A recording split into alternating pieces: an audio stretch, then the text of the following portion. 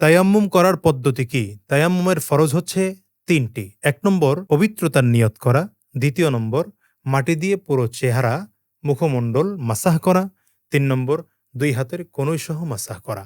অর্থাৎ আমরা কাঁচা ইট বা শুকনো মাটির মধ্যে ২ হাতকে এভাবে করে মারব।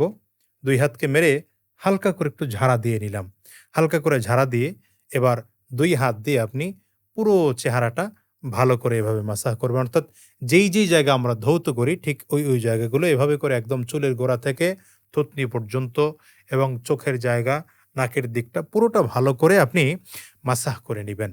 বাস একটা ফরজ আদায় হয়ে গেল। নিয়ত করলাম তো আরেক ফরজ আদায় হয়ে গেল। এবারে আবারও আরেকবার মারবো মাটির মধ্যে, মেরে একটু হালকা ঝেড়ে নেব। ঝেড়ে নিয়ে এবার বাম হাত দিয়ে আমরা ডান হাত এভাবে করে নিয়ে কনুই পর্যন্ত এনে আবার উপর দিক থেকে নিয়ে যাব। হয়ে গেল। এবার আবার ডান হাতটাকে ধরে বাম হাতের একদম কনুই পর্যন্ত নিয়ে আবার উপর থেকে নিয়ে আসব। বাস আমাদের তায়াম্মুম হয়ে গেল। প্রশ্ন হলো তায়াম্মুম কখন করা যাবে?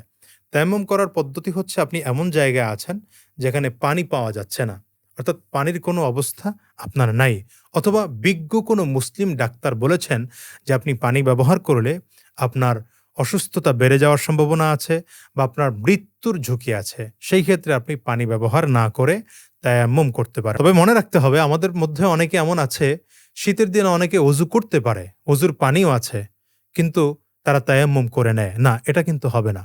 যদি আপনার ওযু করার সামর্থ্য থাকে, তাহলে অবশ্যই আপনি পানি দিয়েই ওযু করবেন। প্রয়োজনে পানিটা একটু গরম করে নেন।